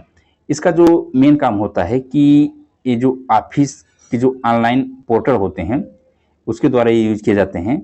और ये जो पोर्टल होता है बेसिकली जिससे ई टेंडर हो गया, ठीक है ना, ई टेंडर हो गया, ई प्रोक्योरमेंट हो गया, और ई ऑक्शन हो गया फॉर मटेरियल एंड सर्विसेज, यानी कि मटेरियल और सर्विसेज के लिए जो टेंडरिंग करते हैं इलेक्ट्रॉनिक्स माध्यम से, ठीक है ना, उसको बोलते हैं e auction and e tendering, यानी कि नीलामी और टेंडरिंग के लिए ये जो ये हेल्प ये जो नंबर है IREPS यानी कि Indian railway electronics procurement system जो है उसके द्वारा किया जाता है, ठीक है। तो करेक्ट ऑप्शन का जो 48 का बी सही है। क्वेश्चन संख्या 49 पूछ रहा है feeler gauge is use to measure. Feeler gauge जो है किसको मापने के लिए यूज किया जाता है। साथियों फीलर गेज से जैसे कि हम लोग जो सेंसर गैप होता है जो कि फोनिक व्हील और क्या बोलते हैं जो सेंसर प्रोब होता है उसके बीच का जो गैप होता है 0.9 से लेकर 1.4 mm के बीच में रखते हैं, ठीक है, तो उसको मेजर करते हैं। तो बेसिकली आपको अगर कोई दो यहाँ पे जो है दो अगर कोई मेटल पार्ट है, ठीक है, जैसे कि 2 मेटल पार्ट है इसके बीच में अगर गैप नापना है तो आपको क्या करना है फीलर गेज को प्रयोग करना पड़ेगा, ठीक है। यानी कि गैप क्लियरेंस को मेजर करने के लिए जो है हमको फीलर गेज का प्रयोग करते हैं। करेक्ट ऑप्शन जो है 49 का बी सही है। क्वेश्चन संख्या 50 में पूछ रहा है स्पार्ट स्टैंड फॉर। स्पार्ट जो होता है उसका फुल फॉर्म क्या होता है। तो साथियों जब भी कोई भी एक्सीडेंट होता है, ठीक है, कोच एक्सीडेंट होता है तो जो सबसे पहले ट्रेन भागती है यानी कि पैसेंजर को बचाने के लिए, ठीक है, उसको बोलते हैं self propelled accident relief train. इसका मेन मकसद यही होता है कि जो इंजरी हुई है यानी कि जो दुर्घटना हुई है वहाँ पे जो है पहुँच करके जल्दी से जल्दी जो है पैसेंजर को बचाया जा सके। इसमें जो है डॉक्टर की टीम होती है, पूरा उसमें स्टाफ रहता है डॉक्टर के, ठीक है, नर्स और सब रहते हैं, साथ ही साथ उसमें CNW के भी स्टाफ रहते हैं। क्योंकि इसका थोड़ा ब्रॉड टॉपिक है कि इसको पढ़ाने लग जाएंगे इसमें ज़्यादा टाइम लगेगा। इस पार्ट अपने आप में बहुत बड़ा टॉपिक है, ठीक है। तो ये बेसिकली जो इसका फुल फॉर्म है self propelled accident relief train होता है। यह साथियों जो है fast move emergency risks train होता है, ठीक है ना। और यह साथियों इसी जो होता है सेल्फ प्रपोल्ड होता है, यानी कि इसमें जो इंजन जो है अलग से लगाने की जरूरत नहीं पड़ती, दोनों एंड में इसके जो है इंजन दोनों इनमें इंजन लगे होते हैं, किसी भी डायरेक्शन में इसको जो है यानी कि आगे या पीछे की तरफ से इसको ले जाया जा सकता है, ठीक है ना। क्योंकि साथियों अगर इंजन लगाएंगे तो उसमें क्या है कि इंजन लगाने में, संटिंग करने में टाइम लग जाएगा, ठीक है। चूंकि ये जब भी इस पार्ट का हुटर होता है तो दिन में जो है 15 मिनट और रात में जो है 20 मिनट के अंदर जो है उसको भागना होता है, ठीक है ना। तो उस टाइम में क्योंकि अगर इंजन लगेगा अलग से तो उसमें टाइम लग जाता है, ठीक है ना। तो ये जो होता है सेल्फ परफॉर्ड एक्सीडेंटल लिफ्टिंग होता है, ठीक है। करेक्ट ऑप्शन का जो 50 का ये सही है। क्वेश्चन संख्या 51 पूछ रहा है पीटीओ स्टैंड फॉर, पीटीओ का यहाँ पे फुल फॉर्म क्या होता है। तो पीटीओ का फुल फॉर्म होता है प्रिविलेज टिकट ऑर्डर, ठीक है। यानी कि ये जो पीटीओ होता है साथियों, इसके माध्यम से आप लोग जो टिकट करेंगे तो आपको जो पैसा है वो 1/3 पे करना पड़ेगा, ठीक है। क्वेश्चन संख्या यहाँ पे 4 में पूछ रहा है the main part of CBC which absorb the thrust is, CBC का वो मेन पार्ट कौन सा होता है जो थ्रस्ट को क्या करता है, एब्जॉर्ब करता है। साथ में यहाँ पे देखेंगे जो सेंटर बफर कपलर होता है, ठीक है। जैसे कि आईसीएफ कोच में साइड बफर लगे होते हैं थ्रस्ट को एब्जॉर्ब करने के लिए, इसमें ऐसा कुछ चीज़ नहीं होता, ठीक है ना। इसमें सिर्फ इसी में जो है रहता है, सेंटर बफर कपलर में ही रहता है। तो इसमें देखेंगे तो ड्राफ्ट पैड होता है जो कि जो थ्रस्ट को क्या करता है वो एब्जॉर्ब करता है, ठीक है। तो इसका करेक्ट ऑप्शन जो है 52 का सी सही है। क्वेश्चन नंबर 53 पूछ रहा है केंद्रीय हिंदी समिति के अध्यक्ष कौन होते हैं। साथ में जो केंद्रीय हिंदी समिति के अध्यक्ष होते हैं वो प्रधानमंत्री होते हैं। करेक्ट ऑप्शन यहाँ पे जो है बी सही है। क्वेश्चन संख्या 54 में यहाँ पे पूछ रहा है आरडीएसओ स्टैंड फॉर, तो आरडीएसओ का फुल फॉर्म क्या होता है। तो इसका फुल फॉर्म होता है research design and standard organisation, जो है इसका जो है फुल फॉर्म होता है आरडीएसओ का, research design and standard organisation. यानी कि रेलवे के जो भी कोच या वैगन जो भी होते हैं उनका जो है ये क्या करता है, डिजाइन और स्टैंडर्ड ऑर्गेनाइजेशन है। और इसका जो हेडक्वार्टर है मानक नगर लखनऊ में है। इसका जो मेन फंक्शन है होता है कि टेक्निकल एडवाइजर होता है, technical advisor and consultant to the railway board, zonal railway and production unit to design standardisation and quality of coach, ठीक है। क्वेश्चन संख्या 55 पूछ रहा है minimum buffer height of the coach from rail level is. तो साथियों जो minimum buffer height होती है रेल लेवल से, तो ये जो है 1030 mm होती है। इम्प्टी कंडीशन में जो मैक्सिमम बफर हाइट होती है रेल लेवल से वो 1105 mm होती है मैक्सिमम बफर हाइट, ठीक है ना। इम्प्टी कंडीशन में जो मिनिमम बफर हाइट होती है, इम्प्टी कंडीशन में जो मिनिमम बफर हाइट होती है जो कि प्रोडक्शन यूनिट अथवा जो है वर्कशॉप से जब गाड़ी निकलती है तो 1090 mm जो है ये मिनिमम रखा जाता है, ठीक है। लोडेड कंडीशन में जो मिनिमम है साथियों वो 1030 mm है, ठीक है। क्वेश्चन संख्या यहाँ पे 56 में पूछ रहा है इन 24 coach train continuity test show pressure drop 1 kg per centimeter square within 60 seconds after charging, this condition indicate 24 coach वाली ट्रेन में चार्जिंग के बाद 60 सेकंड में 1 kg पर सेंटीमीटर स्क्वायर का प्रेशर ड्रॉप पाया गया, या क्या दर्शाता है। तो साथियों जब भी जो है जो ड्रॉप है यानी कि जो प्रेशर ड्रॉप है चाहे वो एफपी लाइन हो या बीपी लाइन में है, ठीक है ना, 0.2 kg पर सेंटीमीटर स्क्वायर पर मिनट से अगर ज़्यादा हो जा रहा है, ठीक है, तो यानी कि जो है उसमें जो है लीकेज है, ठीक है। जो स्वीकार है 0.2 kg पर सेंटीमीटर स्क्वायर पर मिनट, यही जो है पूरे रैक में इससे ज़्यादा जो है प्रेशर ड्रॉप नहीं होना चाहिए, ठीक है, मैक्सिमम लीकेज रेट। तो यानी कि जो है 1 kg जो है प्रेशर ड्रॉप हो जा रहा है 60 सेकंड में, तो इसका मतलब ये जो है कि उसमें जो है लीकेज है, यानी कि एक्सेसिव लीकेज इन ब्रेक सिस्टम, यानी कि चाहे वो एफपी पाइपलाइन में हो या बीपी पाइपलाइन में किसी कहीं ना कहीं से वो जो लीकेज है। और लीकेज जो है यमी वाशर से हो सकता है, कट ऑफ एंगल काग से हो सकता है, कहीं ज्वाइंट जो लगे हैं फेरू जो लगे हैं वहाँ से हो सकते हैं, ठीक है, कहीं से भी हो सकते हैं लीकेज, वो फिर आपको अटेंड करना पड़ेगा कि लीकेज कहाँ से है, ठीक है। 56 का करेक्ट ऑप्शन यहाँ पर जो है ये सही है। क्वेश्चन संख्या 57 पूछ रहा है राजभाषा आयोग का गठन कब हुआ। साथियों जो राजभाषा आयोग का जो गठन हुआ था ये 7 जून 1955 को हुआ था, ठीक है ना। और इसके जो अध्यक्ष थे बाल गंगाधर खेर थे, जो कि आर्टिकल 344 एक के तहत इसका जो है गठन हुआ था। और साथियों इसमें जो है राजभाषा का मतलब होता है कि ये जो होता है संघ का आधिकारिक कार्यों में हिंदी भाषा के क्रमिक उपयोग और अंग्रेजी के प्रयोग पर विचार करने के लिए जो है इस आयोग का जो है गठन किया गया था, जिसके अध्यक्ष जो है बाल गंगाधर खेर थे, ठीक है। 57 का जो करेक्ट ऑप्शन यहाँ पे जो है ये सही है। क्वेश्चन का 58 में पूछ रहा है which metal is liquid at the room temperature. साथियों जो मरकरी है ये रूम टेम्परेचर पे लिक्विड में रहता है, ठीक है, द्रव अवस्था में। क्वेश्चन संख्या 59 पूछ रहा है, in railway store management stock item are generally identified by. साथियों जो स्टॉक आइटम होते हैं ये जनरली जो आइडेंटिफाइड होते हैं ये जो है प्राइस लिस्ट अथवा प्राइस लेजर नंबर के द्वारा जो है ये आइडेंटिफाइड किए जाते हैं। साथियों जो पीएल नंबर होता है इसमें टोटल जो है 8 डिजिट होते हैं। तो 8 डिजिट में आप लोग यहाँ पे देखेंगे तो इसके जो शुरू के 2 डिजिट होते हैं ये बेसिकली इसको बोलते हैं मेन ग्रुप।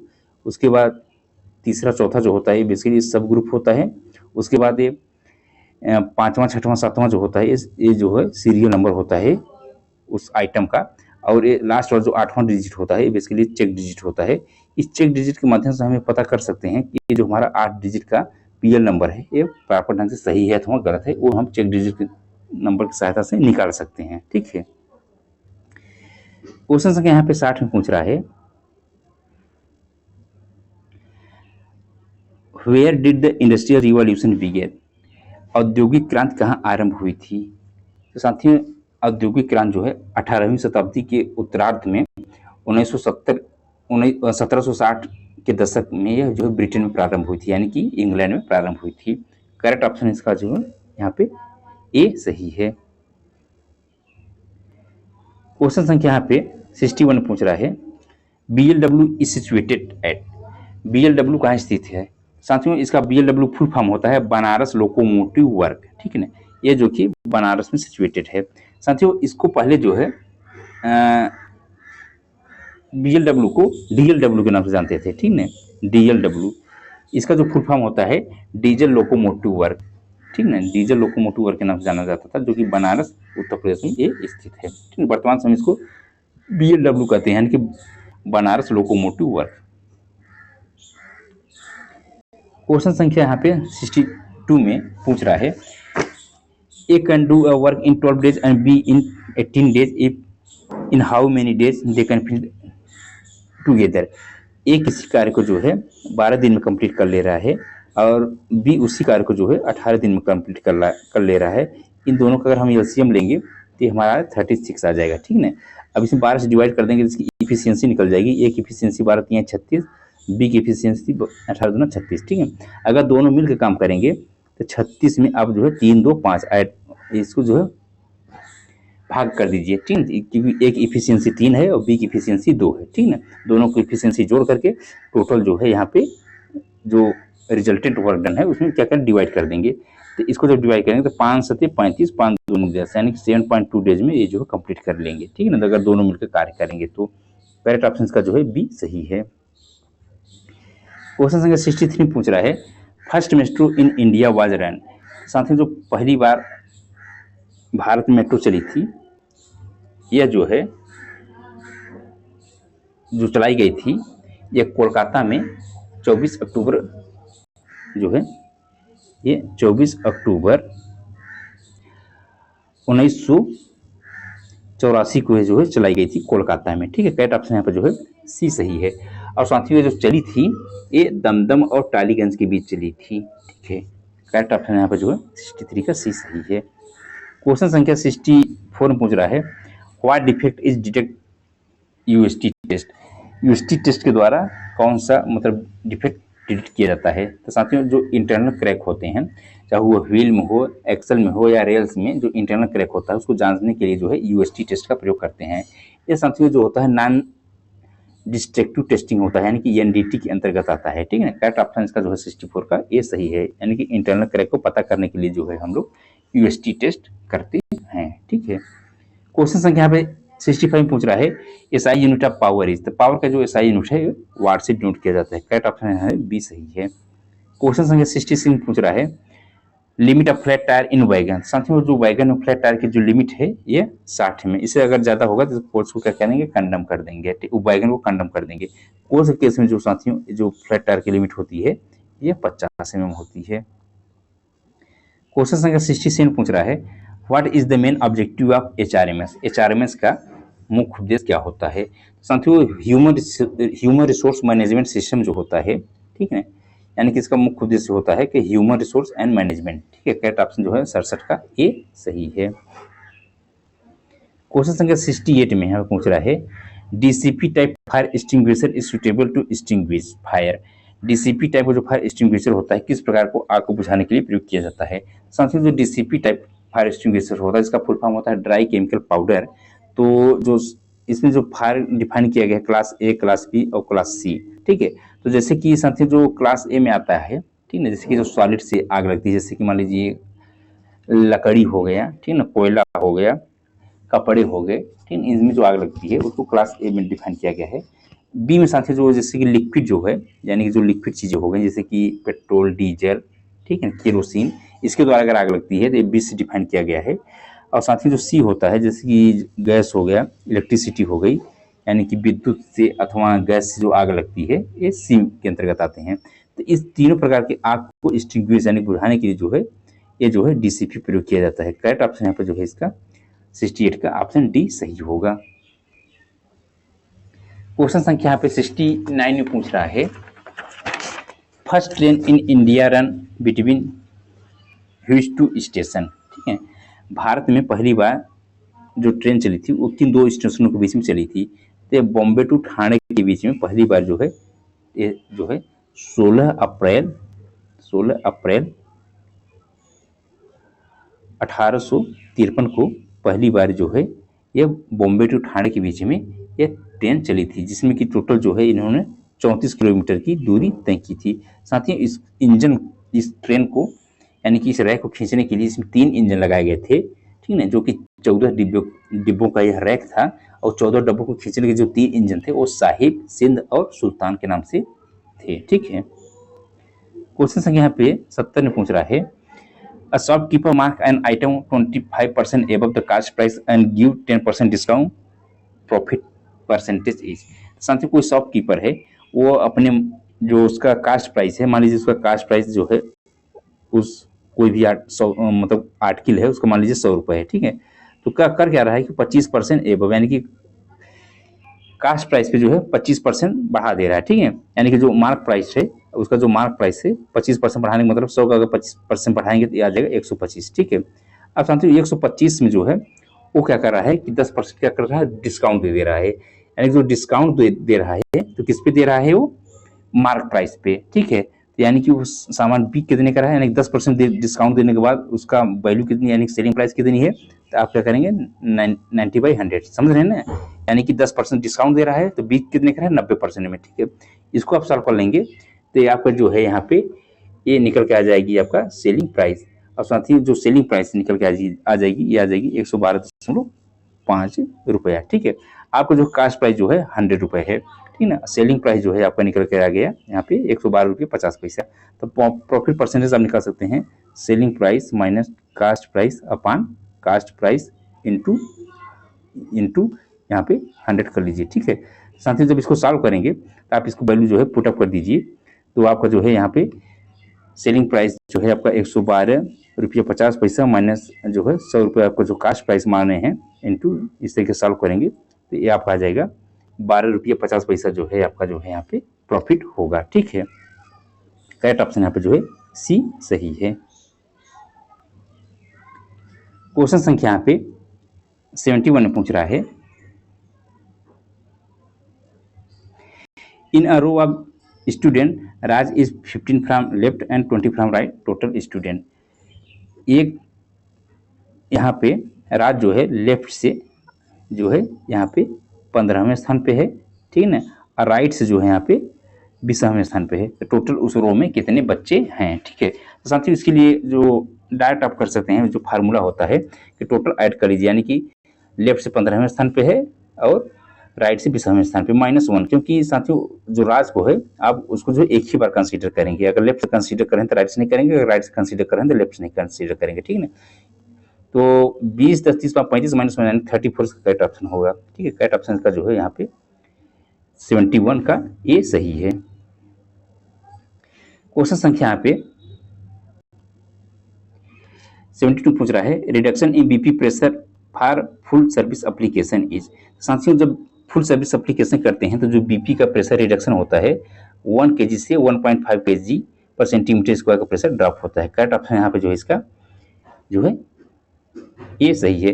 साथियों मिनिमम एप्लीकेशन में जो बीपी का प्रेशर ड्रॉप होता है ये 0.5 से लेकर के 0.8 केजी का प्रेशर ड्रॉप होता है। सर्विस एप्लीकेशन में जो प्रेशर ड्रॉप होता है बीपी का वो 0.8 से लेकर के 0.1 केजी का प्रेशर ड्रॉप होता है। और फुल ब्रेक एप्लीकेशन में 1 केजी से लेकर के 1.5 केजी पर सेंटीमीटर का प्रेशर ड्रॉप होता है। साथ में जो इमरजेंसी ब्रेक एप्लीकेशन होता है तो इमरजेंसी ब्रेक एप्लीकेशन में क्या करते हैं, बीपी का प्रेशर जो है एकदम जीरो कर देते हैं, ठीक ना।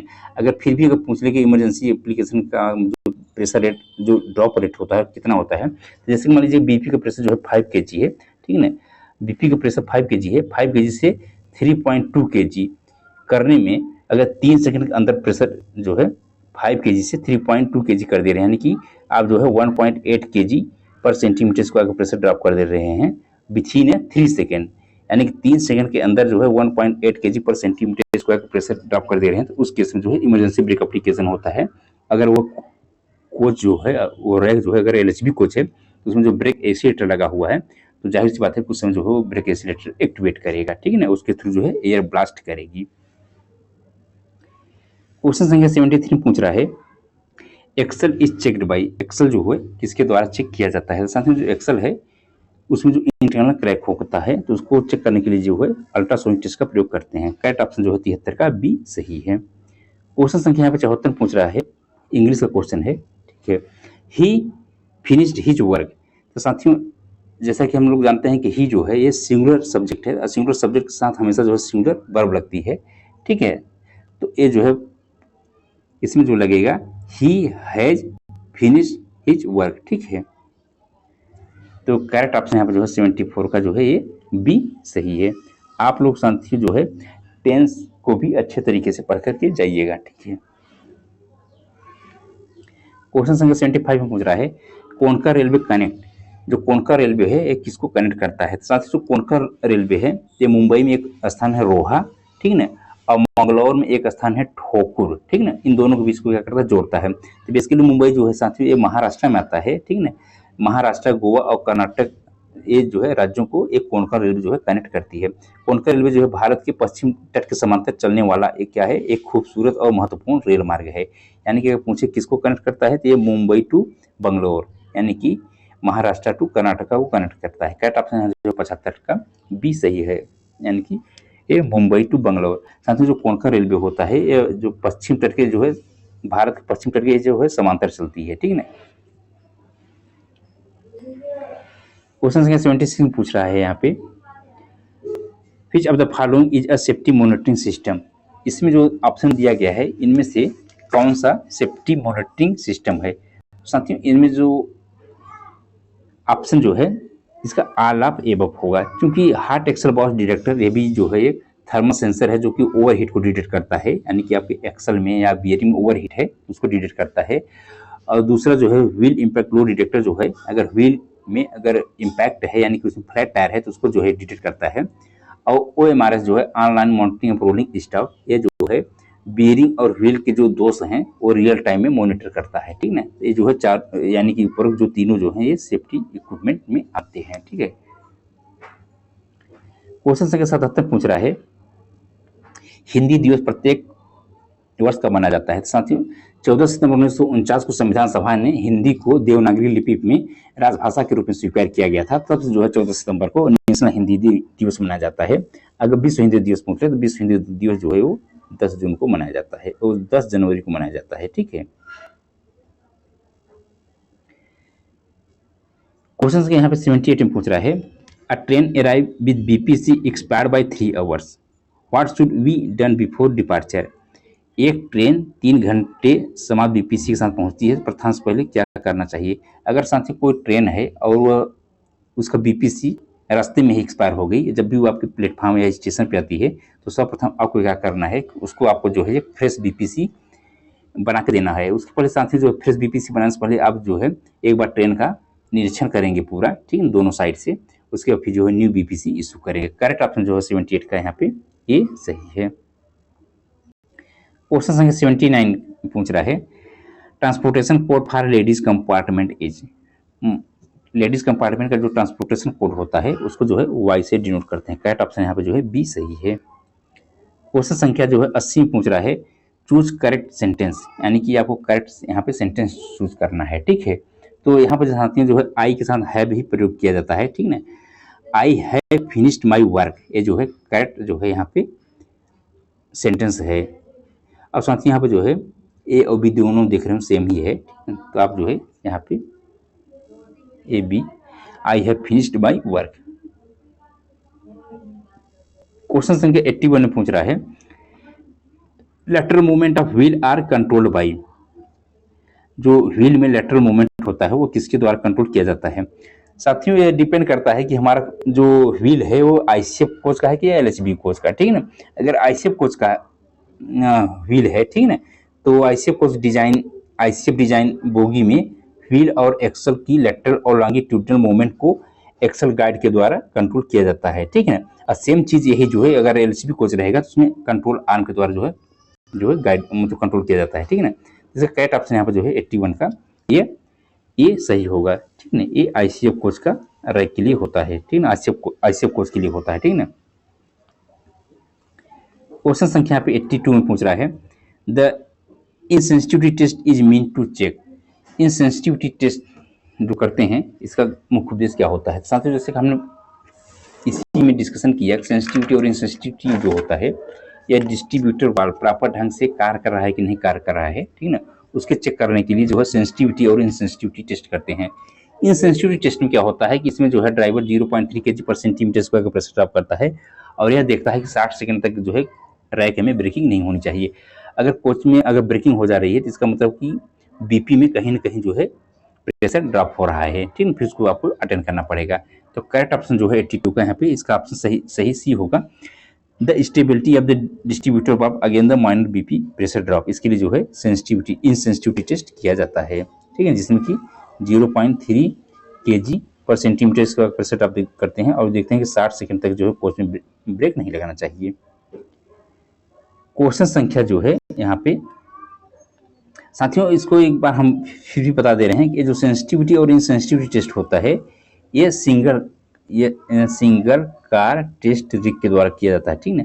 आप रैक का सेंसिटिविटी और इनसेंसिटिविटी टेस्ट नहीं कर सकते, ठीक है ना। अभी हमने जैसे बोल दिया कि ड्राइवर के द्वारा, क्योंकि ड्राइवर नहीं कर सकता सेंसिटिविटी और इनसेंसिटिविटी टेस्ट, ठीक है। पूरे रैक का सेंसिटिविटी और इनसेंसिटिविटी टेस्ट नहीं किया जाता। ये ECTR जब भी कोच कट करके सिक लाइन में आती है, ठीक है ना, तो वहाँ पे देखेंगे तो एक जो जिसके द्वारा एयर ब्रेक टेस्टिंग करते हैं उसको बोलते हैं ECTR single car test rig. इसके द्वारा जो है हम कोच का सेंसिटिविटी और इनसेंसिटिविटी सिर्फ सिंगल कोच का होता है, ठीक है ना, मल्टीपल कोच का सेंसिटिविटी और इनसेंसिटिविटी टेस्ट नहीं किया जा सकता। क्वेश्चन संख्या यहाँ पे 83 पूछ रहा है which state in India is called the land of 5 river, Bharat में कौन सा राज्य 5 नदियों का भूमि कहलाता है। साथियों यहाँ पे जो पंजाब है, ठीक है ना, पंजाब ये जो है साथियों इसी को बोलते हैं पन प्लस आप से मिलकर बना हुआ है पंजाब, ठीक है ना। पंज का मतलब होता है 5, ठीक है ना, और जाब का मतलब आप का मतलब होता है पानी, ठीक है ना, पानी अथवा नदी, ठीक है। यानी कि ये जो है पंजाब का मतलब होता है 5 नदियों का समूह, ठीक है। तो साथियों यहाँ पर जो 5 नदियाँ होती हैं जैसे सतलज हो गया, ब्यास हो गया, रावी हो गया, चेनाब हो गया, झेलम हो गया, तो ये 5 नदियाँ जो है पंजाब में है, इसलिए इसको बोलते हैं पंजाब, ठीक है। 83 करेक्ट ऑप्शन यहाँ पर जो है ये बी सही है। क्वेश्चन संख्या 84 पूछ रहा है एक्स और वाई का जो रेशियो है 7:9 है, अगर एक्स 63 है तो वाई का वैल्यू ज्ञात कीजिए। तो साथियों यहाँ पर जाहिर सी बात है कि एक्स और वाई का जो रेशियो है यहाँ पे 7:9 है और जो है एक्स की वैल्यू जो है 63, यानी कि जो 7 का रेशियो है यह 63 के बराबर है। तो 7×9 63, यानी कि एक रेशियो के बराबर वैल्यू आ गई 9, ठीक है। तो 9 रेशियो की वैल्यू पूछ रहा है तो 9 रेशियो में 9×9 81, यानी कि वाई की वैल्यू जो होगी वो 81 होगी। करेक्ट ऑप्शन यहाँ पर जो है बी सही है। 85 पूछ रहा है choose the correct article Ganga is a holy river, ठीक है, तो यानी गंगा इज हॉली रिवर, तो यहाँ पे कौन सा आर्टिकल लगेगा, ए एंड द में कौन सा आर्टिकल लगेगा। साथियों जैसे कि हम लोग जानते हैं कि जो यहाँ पे आर्टिकल लगेगा the Ganga is a holy river, correct option यहाँ पे जो इसका बी सी सही है। क्वेश्चन संख्या 86 पूछ रहा है एंटोनिम ऑफ हैप्पी, हैप्पी का जो है विलोम शब्द क्या होता है। तो हैप्पी का मतलब होता है प्रसन्न, तो प्रसन्नता का जो विलोम शब्द होता है इसका मतलब हुआ दुखी, उदास, ठीक है ना, सैड है। क्वेश्चन संख्या 87 पूछ रहा है, the chief minister of a state is responsible to whom. राज्य के मुख्यमंत्री किसके प्रति उत्तरदायी होते हैं? तो साथियों जो आर्टिकल जो है, आर्टिकल 164 2 के अनुसार विधानसभा के प्रति ये जो है चीफ मिनिस्टर जो मुख्यमंत्री होते हैं उत्तरदायी होते हैं, ठीक है। लेजिस्लेटिव असेंबली, करेक्ट ऑप्शन यहाँ पे जो है, यहाँ पे डी सही है। क्वेश्चन संख्या 88 में पूछ रहा है, करेक्ट स्पेलिंग इज। यहाँ पे आपको जो है एकोमोडेशन का करेक्ट स्पेलिंग चूज करना है। तो यहाँ पे करेक्ट स्पेलिंग होगा एकोमोडेशन, यानी कि ACCOMMODATION, ठीक है। क्वेश्चन संख्या 89 पूछ रहा है, वर्तमान में संविधान की 8वीं अनुसूची में कितनी भाषाएं शामिल हैं? साथियों जब शुरू में ये 8वीं अनुसूची में टोटल जो है 14 भाषाएं शामिल थी, वर्तमान में इसमें जो है टोटल अब जो है 22 भाषाएं शामिल हैं। करेक्ट ऑप्शन जो है 89 का बी सही है। क्वेश्चन संख्या 90 में पूछ रहा है, sound travel fastest is. Sound जो है सबसे अधिक स्पीड किस माध्यम में ट्रेवल करेगी? साथियों जो साउंड है, ठीक है ना, तो बेसिकली ये जो है ये मैकेनिकल वेव है, यानी कि साउंड जो है मैकेनिकल वेव है, जिसको चलने के लिए जो है माध्यम की आवश्यकता होती है, ठीक है ना। तो जाहिर सी बात है कि जब मैकेनिकल वेव है, इसको चलने के लिए माध्यम की आवश्यकता पड़ेगी, तो ठोस में जो है सबसे अधिक चलेगी, उसके बाद लिक्विड में और फिर गैस में। वैक्यूम में चलेगी ही नहीं, यानी कि वैक्यूम निर्वात में ये चलेगी नहीं। जैसे कि जो हम लोग बोल रहे हैं, आप हमारी बात सुन रहे हैं, ठीक है ना, यानी कि जब आपस में बतियाते हैं, आप लोग बात करते हैं, तो चूंकि यहाँ पे जो है क्या माध्यम उपलब्ध है, ये यहाँ पे गैसियस है, ठीक है ना, गैस है, ठीक है, इन्वायरमेंट। तो यहाँ पे सबसे अधिक जो है सॉलिड में होगी, फिर लिक्विड में, फिर गैस में, ठीक है ना। तो जो ऑप्शन यहाँ पे दिया हुआ है, ठीक है, तो इस ऑप्शन के अकॉर्डिंग आप जो है यहाँ पर नन ऑफ दिस कर सकते हैं, क्योंकि जो सबसे अधिक जो फास्टेस्ट होती है वो सॉलिड में होती है, और सॉलिड यहाँ पे किसी ऑप्शन में दिया नहीं हुआ है, ठीक है ना। करेक्ट ऑप्शन यहाँ पे डी होगी, सबसे अधिक सॉलिड में, फिर लिक्विड में, फिर गैस में। क्वेश्चन संख्या यहाँ पे 91 पूछ रहा है, a train cross a platform 250 metre long in 25 second at a speed of 54 kmph, find the length of the train.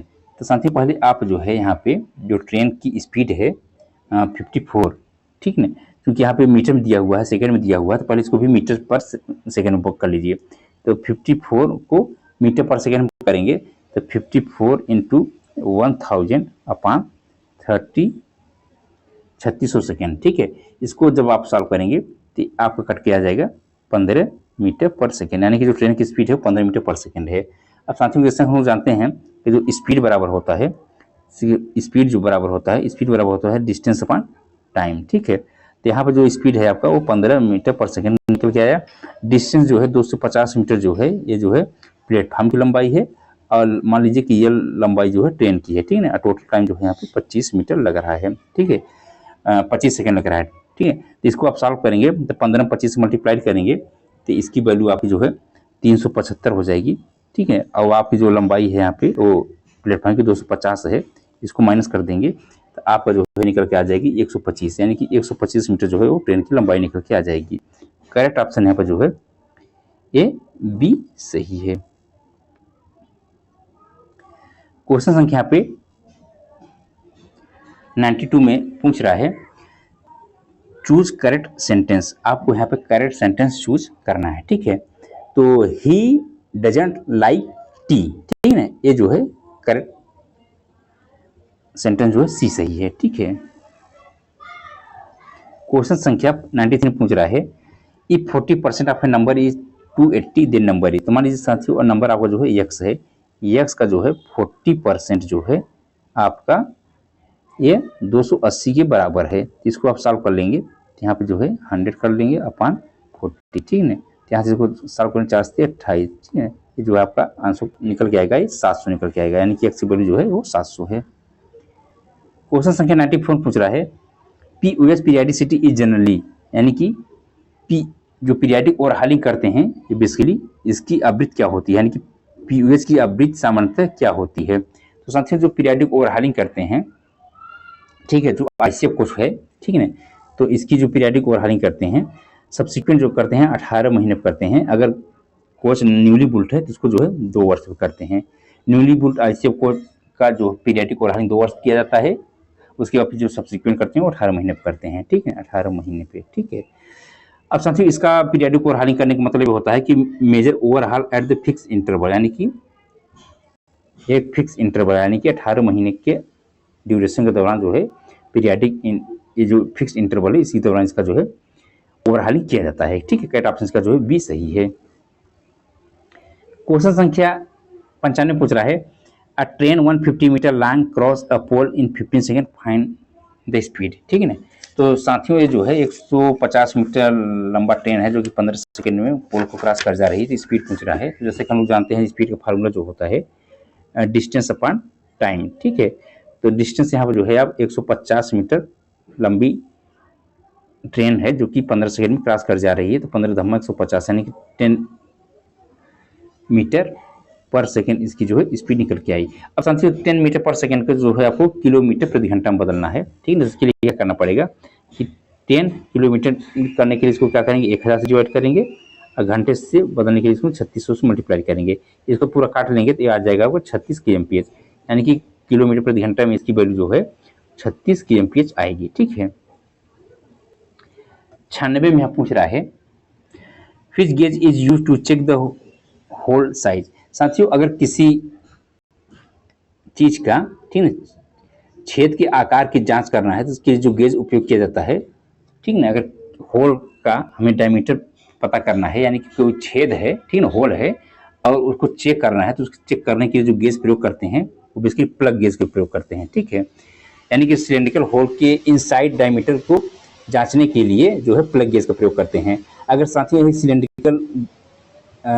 Cylindrical type का जो होल है, ठीक है ना, अगर इसका बाहरी जांच करना हो, यानी कि सॉलिड हो, ठीक है ना, अगर इस तरीके से मान लीजिए बाहरी अगर जांच करना हो, इस तरीके से गोला है, तो बाहरी जांच करने के लिए आपको जो है यहाँ पर जो गैप प्रयोग करेंगे गेज को, ठीक है ना, तो बेसिकली उसको बोलते हैं स्नैप गेज, ठीक है ना। अगर आपको बाहरी डायमीटर जांच करना है या मोटाई जांच करनी है उसके लिए आपको स्नैप गेज प्रयोग करना पड़ेगा। अगर किसी वस्तु के घुमाव अथवा त्रिज्या को मापने के लिए जो है रेडियस गेज का प्रयोग करते हैं, ठीक है। और दो पुर्जों के बीच में आंतरिक गैप को, यानी जो सेंसर गैप होता है उसको जांचने के लिए फीलर गैप का प्रयोग करते हैं। तो करेक्ट ऑप्शन इसका जो है ये सही होगा, क्योंकि इसमें जो है इसमें मेजर करना है हमको जो है होल, ठीक है ना। तो होल को जांचने के लिए ये प्लग गेज का प्रयोग करेंगे। 97 पूछ रहा है, who certified a bill as a money bill in India. India में कोई अगर जो पारित होता है बिल, ठीक है ना, तो वह मनी बिल है अथवा नहीं, ये सर्टिफाइड करने के लिए कौन होते हैं। साथियों आर्टिकल 110(3) के तहत जो बिल डिफाइन किया जाता है ये स्पीकर ऑफ लोकसभा के द्वारा डिफाइन किया जाता है। वही ये डिफाइन करेंगे कि जो बिल है मनी बिल है कि नहीं बिल, ठीक है। तो एक करेक्ट ऑप्शन का जो है speaker of Lok Sabha, speaker of Lok Sabha he define करेंगे कि ये जो बिल है मनी बिल है या नहीं, ठीक है। क्वेश्चन संख्या 98 में यहाँ पे पूछ रहा है, Ravi is taller than Mohan, यानी कि रवि जो है मोहन से बड़ा है, ठीक है, बट शॉर्टर देन अमन, ठीक है, अमन से छोटा है। तो हु इज टॉलर, साथियों यहाँ पर जो है अमन जो है सबसे बड़ा होगा। करेक्ट ऑप्शन यहाँ पर जो है 98 का सी सही है।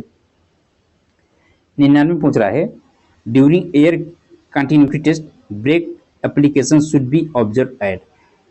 तो साथियों जब भी एयर कंटिन्यूटी टेस्ट करेंगे तो जो ब्रेक एप्लीकेशन होता है इसको ऑब्जर्व करते हैं, यानी कि रियर इंड कोच या वैगन, ठीक ना, यानी कि जो वैगन अथवा कोच का जो रियर यानी कि रैक का जो सबसे लास्ट वाला वैगन अथवा कोच होगा उससे जो है पता करते हैं, ठीक है ना। कंटिन्यूटी टेस्ट वहीं के द्वारा होता है, यानी कि एक हो गया लोको और एक हो गया सबसे रियर इंड वाला कोच अथवा वैगन, ठीक ना। तो जो लास्ट वाला कोच होता है, ठीक ना, उसको एसएलआर कोच बोलते हैं या पावर कार बोलते हैं, जिसमें कि गार्ड चलते हैं। अगर यही वैगन में रहेगा तो उसको जो है ब्रेक वाइन बोलते हैं, ठीक है ना। तो इन दोनों के बीच में जो है कंटिन्यूटी टेस्ट किया जाता है।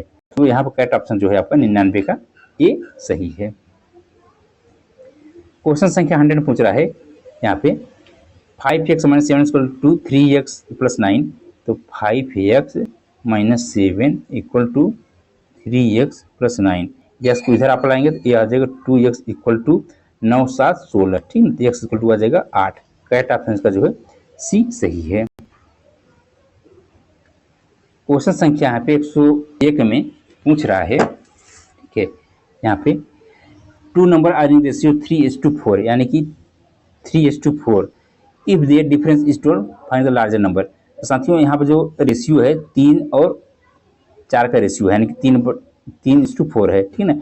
इन दोनों का जो डिफरेंस है, यानी कि 4 - 3 करेंगे तो 1, यानी कि 1 रेशियो का जो अंतर है ये 12 के बराबर है, ठीक है ना। तो लार्जर नंबर यहाँ पे का है 4 है, तो 12 × 4 करेंगे, ठीक है।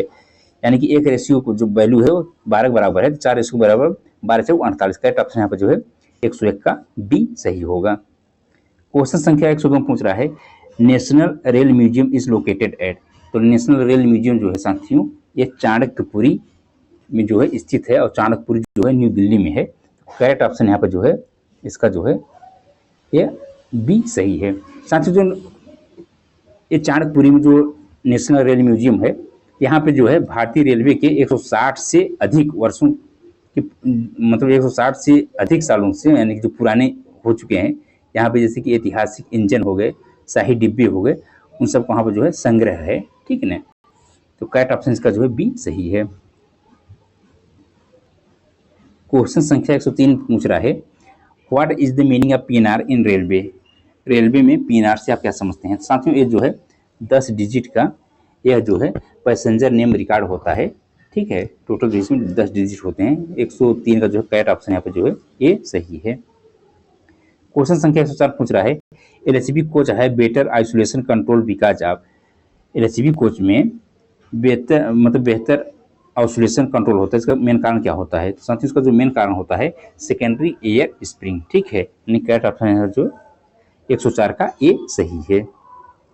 105 में पूछ रहा है, type of coupler used in LHB coach. साथियों एलएचबी कोच में कपलर यूज किया जाता है वो American association of American railroad का high tensile centre buffer coupler उपयोग किया जाता है, जिसमें कि एंटी क्लाइंबिंग फीचर होता है। यानी कि जब कोच जो है एक्सीडेंट होता है तो एक को दूसरे कोच के ऊपर मतलब चढ़ नहीं पाती, जिससे कि कैजुअलिटी बहुत कम होती है, ठीक है ना। तो यानी कि इस टाइप को जो है सेंटर बफर कपलर उपयोग किया जाता है। करेक्ट ऑप्शन यहाँ पे जो है ये सही है। क्वेश्चन संख्या 106 पूछ रहा है, ICF is located at. ICF कहाँ पर लोकेटेड है। तो साथियों आईसीएफ जो है ये पेराम्बूर चेन्नई में लोकेटेड है, ठीक है।